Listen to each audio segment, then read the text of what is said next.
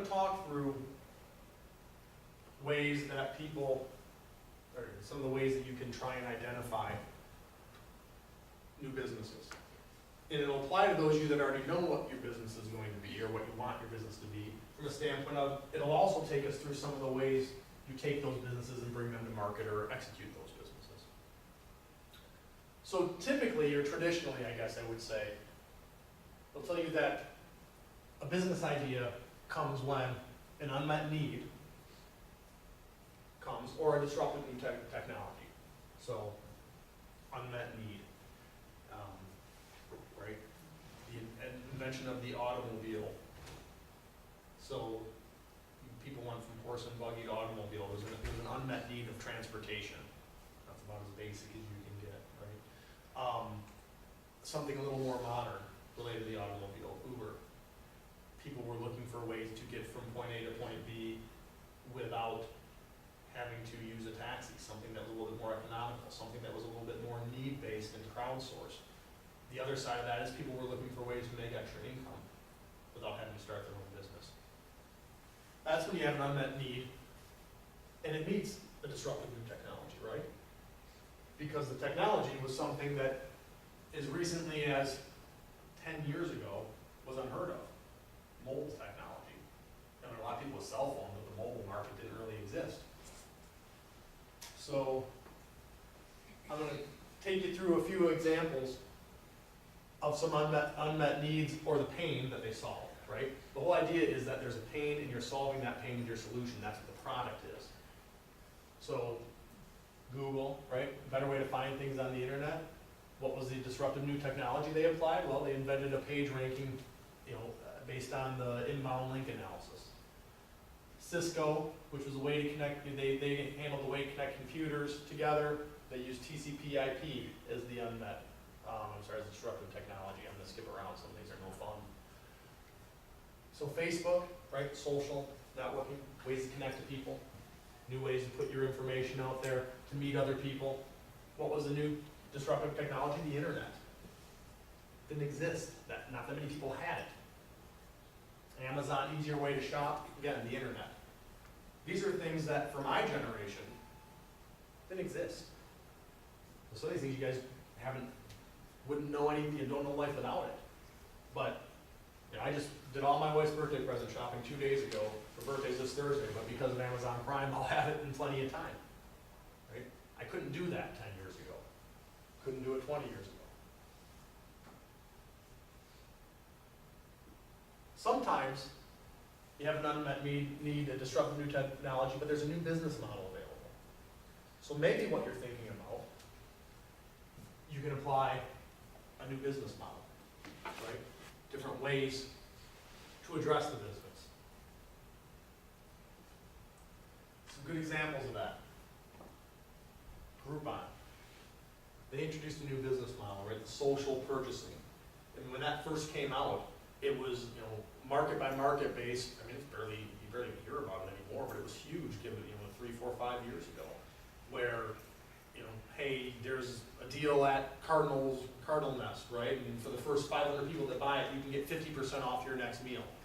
And people go on there and buy it. It's all this cash coming into the business early, and then the people come in and redeem the coupons, and that was huge. That was something that didn't exist. It was a new business model.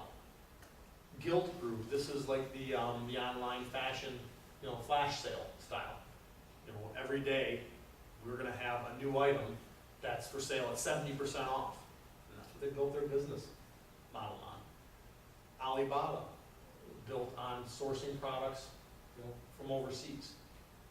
It's bigger than Amazon at this point, but it's actually been around for. I think I first used Alibaba in 1999, maybe 2000. It's been around for 16 years, but it's really built this technology around the new business model of overseas sourcing, bringing new products to market directly from the manufacturer. Entertainment. So entertainment can drive. Unmet needs typically drive the why or the pain point, but entertainment can drive that as well. What are some examples? Zynga. If those of you who have ever been on Facebook and somebody says, hey, play so-and-so game with me. I need you to help me get to level 7 on Super Candy Fowlerville, or I don't know what it is. That Zynga made games specifically for Facebook. That's what that company existed for. So, for an entertainment, on a new medium. Angry Birds, right? Everybody's launched the birds with the pigs and all that game. Pokemon Go. When we did this presentation, I did this for a Chinese students. It had come out like literally 4 days before that. And that was nothing, and it blew up overnight. All based on entertainment. There's no need. Is there any really social need or unmet need that somebody was dying to go find Pikachu somewhere? Right? It was purely for entertainment. So those are some of the ways that you can come up with ideas, or what will drive the business ideas, both from the need standpoint and from the solution standpoint. I'm going to talk through some of the customer motivations around unmet need from a business-to-business standpoint, because some of you might be thinking of businesses that are going to sell to other companies. Some of you might be thinking of businesses that sell to consumers. Some of you might do both. So from a business-to-business standpoint, what are needs of a business? Well, if I'm a business, I need more customers, right? I need more leads, more traffic. I need better ways to convert those leads into customers. I need to get those customers to buy more from me. Maybe I need better ways to pay people and track payments. I need to analyze data. I've got security needs. I've got regulatory compliance needs. These are different types of customer motivations. You're looking for needs that are going to fix the pain point of the customer. These are pain points that customers that our businesses have. What are pain points that consumers have, us as individuals? Some examples are, well, we want to meet more people, right? Facebook, Instagram, social media is about meeting more people, connecting with people. Find a job. Security. There's a lot going on right now about ID theft and trying to protect from that. Caretaking, fitness, education, connecting your data, things like Dropbox. Those are things that motivate consumers to get their needs met. Carter's example, right? So we'll talk a little bit about, just for a second, I'll try and use your examples as I know more about your business ideas. He's got an idea for a chair that you can sit in when you're in the pool, right? That hooks on the wall and hang out in the pool. That came from him hanging out with his girlfriend and their friends and saying, it'd be really cool if we could sit down in a chair right now instead of standing around the pool. It's a need, it's a consumer need. That's that simple. So look at things that apply to your daily life and problems that you have or needs that you might have. Entertainment. So entertainment ways that people come up with business ideas. Think about, easier to find new options, right? What are ways that I can find entertainment easier? So you think iTunes Store, apps on there that drive you towards music. Easier to access, better quality of media, new platforms or releases from an entertainment standpoint. These are the things that typically drive entertainment businesses. Things that are better, faster, easier to do, more interesting, or new platforms. A great example is, again, you look at Pokemon Go. That started as a card game, right? What technology made it able to have that in place? GPS technology, mobile technology. Those technologies allowed for that. That game would have not existed for that. So they took what the new technology available was and found a new platform to apply to their game. So you talk about those technologies that are disruptions, right? You talk about a market disruption that allows you to have a successful business. Smartphones, tablets, touchscreen GPS, apps, right? Virtualization, cloud computing, nanotechnology. These are all fairly hot technologies that allow you to come to market different ways. New business models, right? So this is different ways when you talk about business models. How are you getting your product to market, right? Well, you can use new platforms like social media, Facebook, things like that, the App Store. You can be an open source company. If you're a software company, you can be software as a service. That's relatively new. Crowdsourcing, flash sales, group buying, marketplaces like Amazon, eBay. These are all different business models. And by the way, you don't have to be locked into one. Most successful businesses start with one, but they diversify into multiple business models or channels. other things that can give you an opportunity to start a business around are more what I would call economic or geopolitical disruptions, right? So oil prices go up, and so there's this big drive for electric vehicles, right? New government regulations come out. You know, I think, what is the year, like 2030 or 2035, that we're supposed to, the US is supposed to be 100% on electric vehicle. Yeah, I'm not sure that's gonna happen, but government regulations can affect businesses and you know, create opportunities for companies like Tesla that want electric cars. Global warming leads to more environmentally friendly business opportunities. Changes in wealth class. So from a service standpoint, a service business, you've got a lot of people here in the United States that are in the baby boomer generation. And there's going to be a transfer of wealth. You know, right now, they're going from working to not working, and they need lots of services, whether it be medical care, whether it be technology services. So now they're consumers, and then you're going to have that wealth transfer to their children when they pass. So there's going to be opportunities for the service business related to that wealth transfer as well. Economic shifts when there's unemployment or recession, and I talked about Uber earlier. One of the big things for Uber wasn't just people needed rides, but people needed to make money.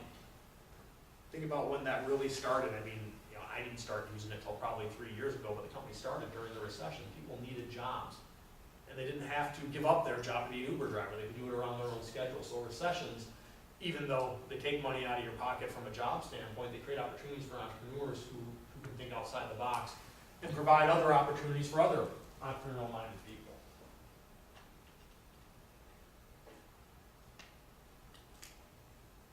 So the key, really, to being able to do this is you got to think creatively. You can't get locked in. Don't get locked into a game as a board game or a game as a sport. But think creatively about what you can do. All right. So look for, as you're looking at the ideas that you want to generate, again, I know that it's probably 60-40 in the room of people who already know what their business idea wants to be versus people who aren't sure. If you're not sure, think about these things. What's an important new disruption that can be matched with a customer need? What's happened? What's changed? What's an unmet need you realize can be solved? Those are the things you have to think through to kind of go through the exercise of working through your business ideation. And for those of you who already know what your business model is, or what your business idea is, I challenge you to take a look at how can you go to market in ways that's a little different than what you thought. What are some needs that you didn't think of? Are you thinking that your product can only be sold to consumers? Could it be sold to a business? What are some needs for your product at the business level? Okay, I'll use you as an example. We've talked about the magnetic cup. Well, that's a great thing for a consumer, right? And if you haven't seen Josh's magnetic cup in action, we got to find something metal on here to show people because you're drinking out of it. The door frame will do. Yeah, do that thing. Okay. That door frame will? Yeah. So, Frame around it, there you go. that's his invention. So great for people who are trying to get in their car, they got their hands full, can stick that on there. But what's the opportunity from a business to business standpoint, right? Companies are always buying tchotchkes and cups and things like that for giveaway to their employees. So it's a business to business opportunity if you sell that to people who can print their logo on it and then sell it on to other companies, distribution opportunities. But there's also going to be, probably the first opportunity is getting it to somebody who can get it in the consumer's hands. You want to think about that.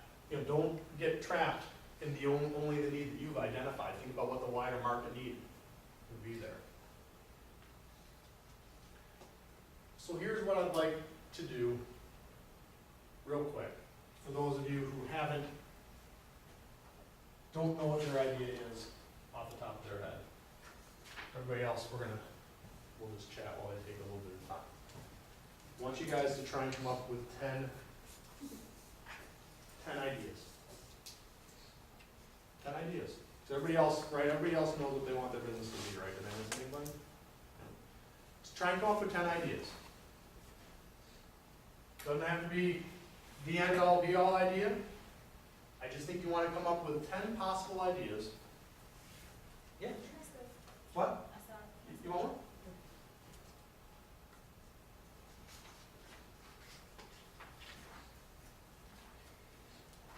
The rest you might want to think about for your business idea. We'll get a little bit of jump on the business model canvas piece. What are 10 different ways, 10 different types of customers that you think are out there? 10 different segments of customers. And when I say segments of customers, don't think old, demographically, old woman, young man. Think, consumer, this type of business, that type of business, government, those sorts of things. What are the 10 different types of channels? Take about 10 minutes, just kind of brainstorm those ideas before we'll go forward a little bit. So what I'm going to do is I'm going to talk you through a little bit, evaluating those ideas. And don't panic if you feel like, well, wait a second, I don't think my magical idea is on this sheet of paper right now. I don't think my solution is on this sheet of paper right now. It's about the exercise, it's about understanding the process of trying to do this sort of thing. Because we're only going to have limited amounts of time in the room together. And by the way, we can set up as many sessions as you need to outside of the room to work specifically on what you've got going. But my goal here is to kind of give you the general process, let you kind of take some of it, work on it while we're together, take some of it away, and then we come back together on it.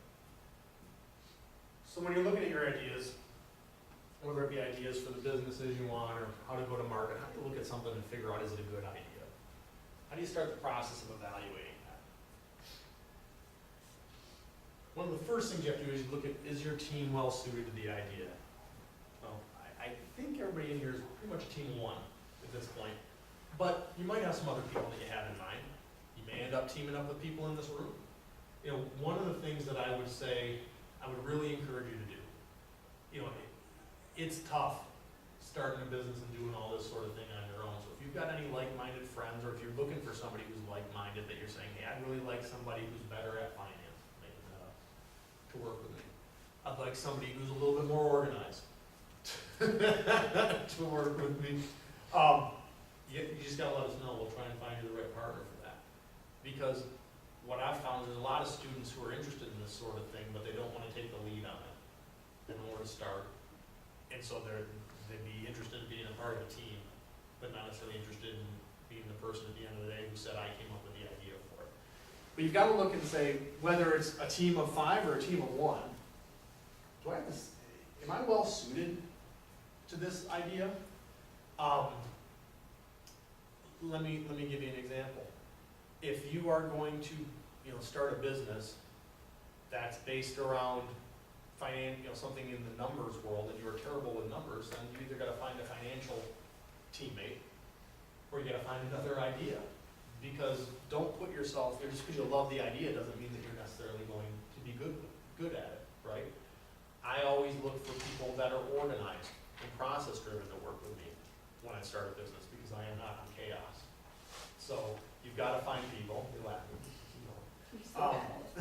You've got to find people that complement you, or you've got to look at yourself and say, can I get to where I need to get with this idea based on the skill sets I have?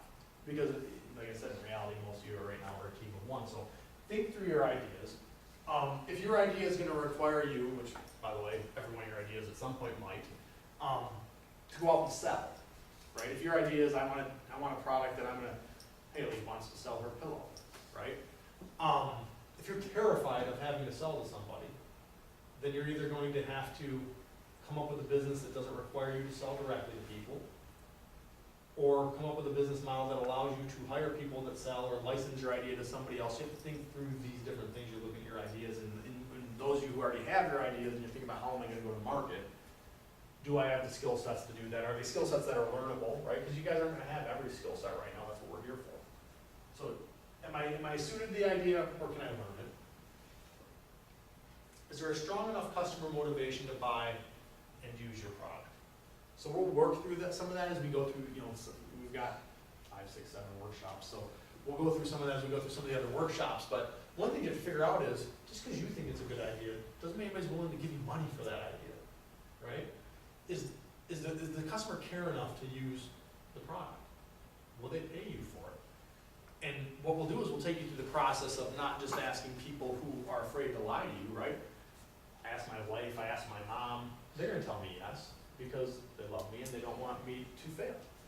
So you gotta get outside of that and get the customers who aren't afraid to, burst your bubble. Is the market large enough to build a business? So if you want to market to all the people named Sesty that are on Saginaw Valley campus, there's a market of two, right? Myself and my daughter. You're not gonna build a big business on that.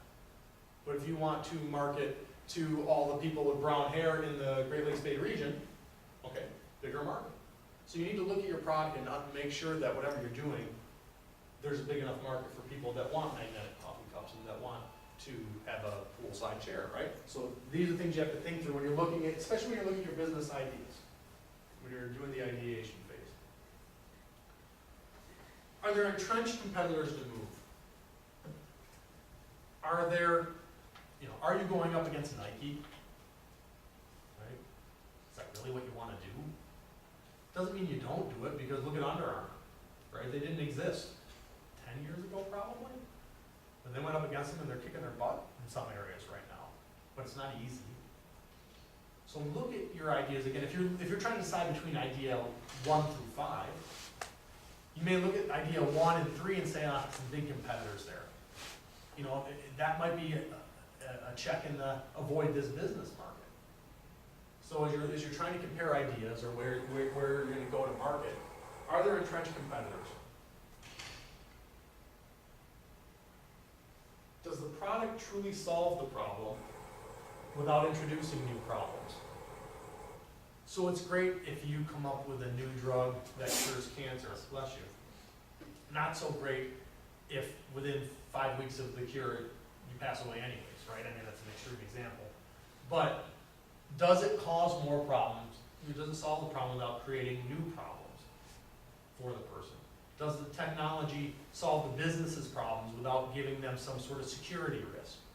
So you have to think through that piece. Are there strong barriers to entry that can be sustained over time? Can you protect your position? If you come out with something, is it something that I can just the next day copy you on? Or again, to the Nike example, somebody who's got a lot more money copy you on? And knock you out of your position? Now again, it depends on the type of business you're going into and whether you have to worry about that on a small scale or a huge scale. But you have to understand, a lot of people will do things like, they'll want to file a patent on their product. That's protection of your inventive idea. That gives you some level of protection. You have to weigh the cost of that protection versus the benefit of having that protection. You're looking more at a service type business, right? So is it a service type business you can be unique enough that the next guy can't come along and do exactly what you did, right? What are the protective barriers? It might be trade secrets, right? Which is basically what you know that they don't know.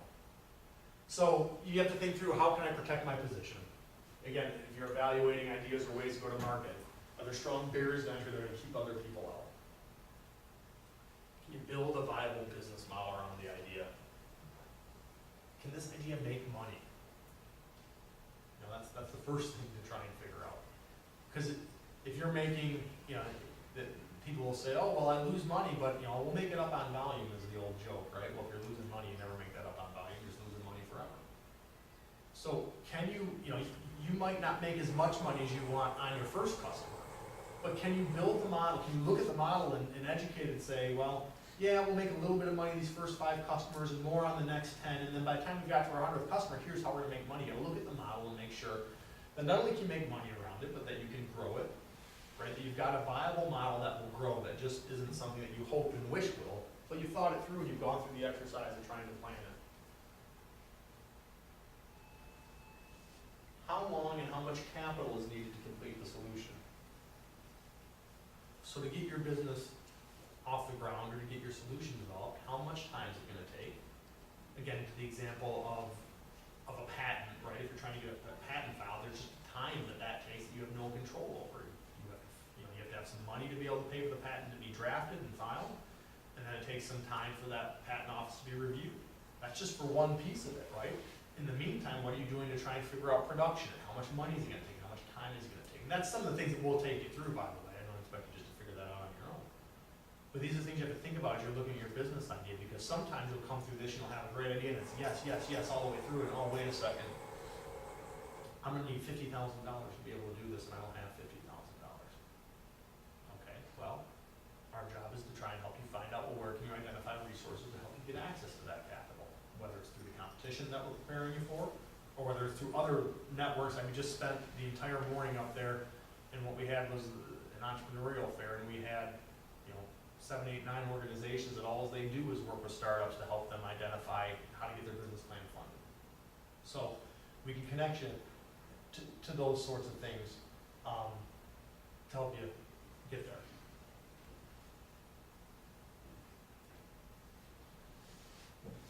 How big are the risks involved? Depending on what your business idea is, it may be very small risks.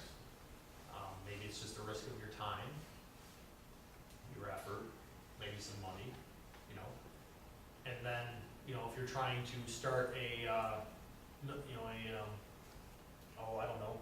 military consulting business in the Middle East, well, then there's a lot more risk involved, right? To your safety, your health, and so it's somewhere in between all that, right? Being extreme to make a point. But you've got to look at how significant are the risks involved in your idea.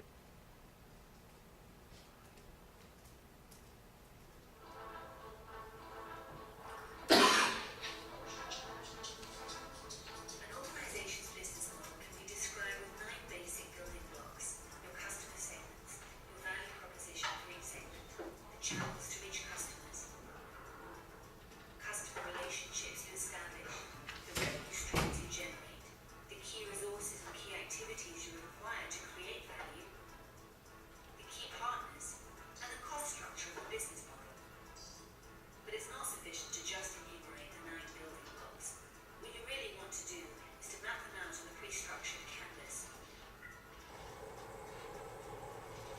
This is what we call the business model canvas, the tool that helps you map, discuss, design, and invent new business models. Let's briefly go through the 9 building blocks, starting with the customer segments. These are all the people and organizations for which you're creating value. This includes simple users and paying customers. For each segment, you have a specific value proposition. These are the bundles of products and services that create value for your customers. Channels describe through which touch points you're interacting with customers and delivering value.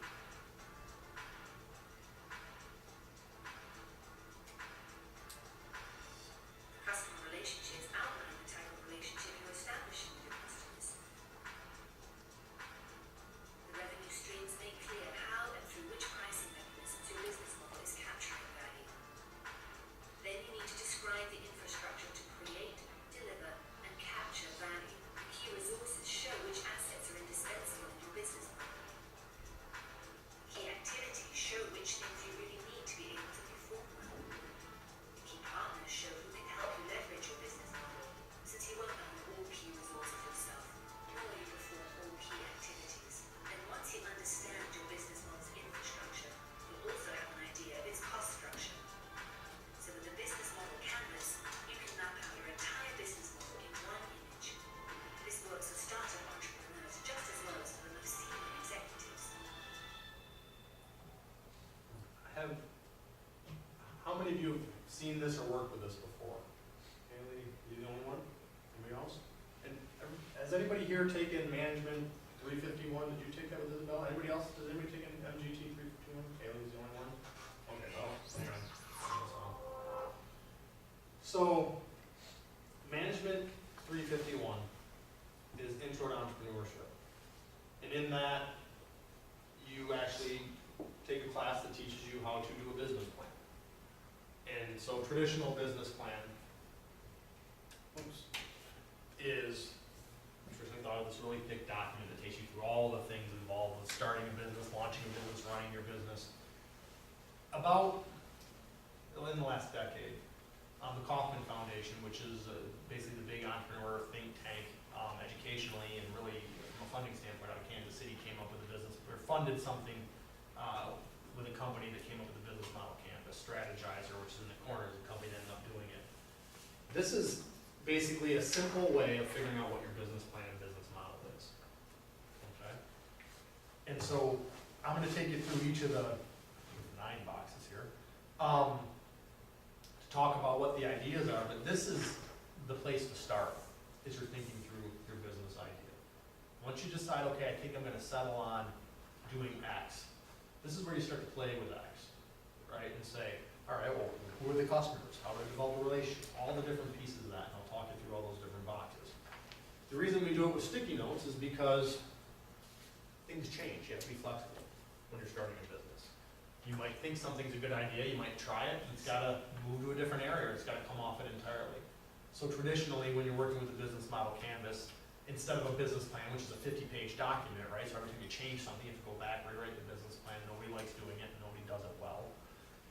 So you put it on there, and when something changes, you move to the next section. You move it over, you get rid of it. So that's the concept of it.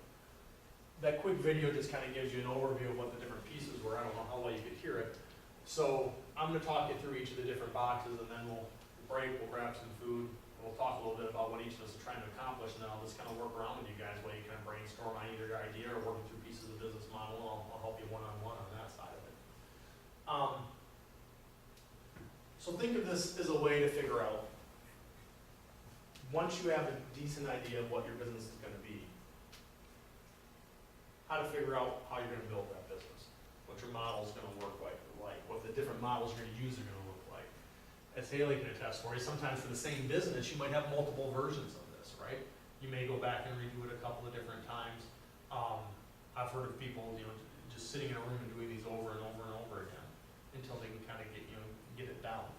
But it takes you through all the different key pieces. It starts with the value proposition, and it ends on the cost side of things. So I have a slide for each one, so I was just going to jump into it, but I'll go slide by slide. So you can see there, this is an example that I pulled off the internet from Foursquare, which is not terribly relevant anymore. But it gives we'll break down each segment. This looks just like your sheet does, and we'll see how each piece fills in. So look at the customer segment. Who are you making value for, right? Think about your product, and are you selling to the mass market? You want to sell to as many people as possible? Do you have a niche customer? Some people like to work on businesses that's a niche market. So in this example, you can see they talked about, they're trying to sell to businesses, stores, retails, restaurants. Globally, they were talking to merchants, and they're trying to sell to merchants and users.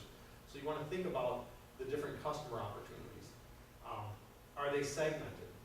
So multiple groups of customers that might have slightly different needs from a standpoint of, is it a female demographic from 15 to 25, 25 to 45? There's 2 different sets of needs that those different people have. So when you're thinking through your customers, don't just think business versus consumer. Think within those demographics. Is it, within those different segments, what are the demographics that I'm trying to sell to? What type of consumer? What's the consumer demographic? What's the business demographic? Am I selling to manufacturers? Am I selling to retailers? That sort of thing. So that's the piece where you start putting on, I'm talking about who are my customer segments. You're right on the sticky note, and I think it's going to be this, it's going to be that. And you start slapping those on there, right? The next piece is the value proposition. What value does your product deliver to those customers? Don't just think in terms of monetary value, right? Is it a better experience? Is it more comfort? Is it more knowledge? Is it a better user interface? What's the value that you deliver to those customers? That value proposition can be newness, performance, customization, can be lots of things. We look at the example up here. Offer the opportunity to interact with other people, rewards people who explore cities, give and receive recommendations about places, customized services for brands. So think about all the different things you provide. Again, use Uber as an example. They give the value proposition to the consumer of less expensive rides available when it's convenient for you. They also give the value proposition of flexible part-time work, make money in your own schedule. So you want to think of not just one area, come at it from a couple of different angles, figure out what all your value proposition is. What are the channels? So how do your customer segments want to be reached? That's really what the channels are. How do you get your value proposition to those customers? How do you deliver that value? If it's, again, is it through the internet? Do you need a sales force? Do you have your own store? Right? What are the different ways that you're getting to people? Sometimes you have to go through a middleman, like a wholesaler or a distributor. The next piece is the customer relationship. And so, how do you build your relationship with those customers? So if you think of it as, we're driving value to the customer, how do we keep that relationship with the customer so they keep coming back for more value? Is it through personal assistance? Because that's one way of doing it, but there's other ways that are automated, right? Maybe you've got automated line, maybe you've got automated email. Do you expect them to service themselves? When you go into the grocery store, you don't expect personal assistance necessarily. If you can't find something, you might go and look for a manager, but generally you're on your own. So think about how your product, or your, not just your product, but your business, how you're going to develop a relationship with customers. Okay? Revenue stream. Down on the bottom. Right? How are you going to make money?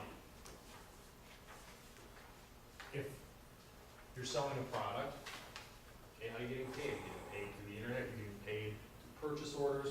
If you're selling a service, how are you collecting that money? If you created a software, are you licensing this out? Are there user fees?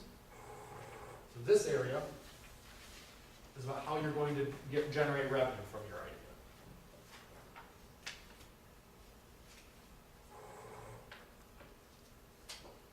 What are the key resources you're going to need to be successful?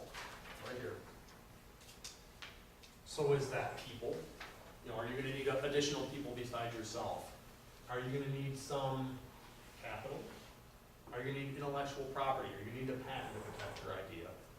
Are you going to need, key resources from a standpoint of, I need these raw materials. I have to find a supplier for these types of things. That'll get into partners to some extent. But what are the key resources that you need to be able to be successful with your business? You want to identify those. And really the whole idea is that this half over is really thinking about the revenue generation, and this half is more about the operational and the cost side of it. What are the key activities that you have to do? Okay, so from an activity standpoint, is it production?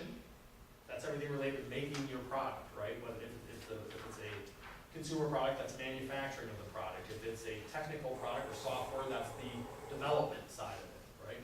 From a problem-solving standpoint, how are you going to solve ongoing customer problems?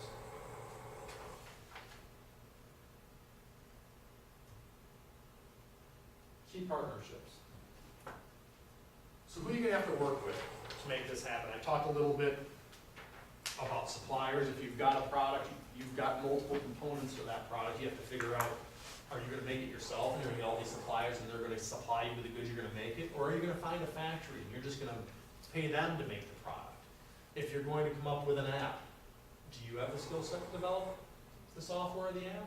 Or are you going to have to partner with another firm, right? Or are you going to try and partner with the technology department here because they do that sort of thing, right? And that's part of the thing that we work through with you is you start to identify, well, who are some of the key partners and resources. We help you find those. We help set you up with them. So who are some of the key partners you're going to need? Is it, is your idea good, but you would rather partner with somebody who might do a joint venture because they've got more distribution? Those sorts of things are the things we think about. And then the last piece is the cost structure, right? Are you structuring your business based on what your cost is and saying, okay, well, this cost me $1 to produce and I'm going to sell it for $5 because I want to go from a cost plus standpoint? I'm going to look at the value, right? The value of this on the market, it might only cost me $1, but the value on the market is $100, so I'm going to sell it for $100. And you've got to make sure that whatever your cost is and whatever you're going to utilize to determine what your price is going to be, that you can make enough money to have a successful business and grow the business. So that's the business model canvas. I mean, it's really just a tool to be able to work through your business model and to think about your idea and try and build it out. What I'd say we should do now is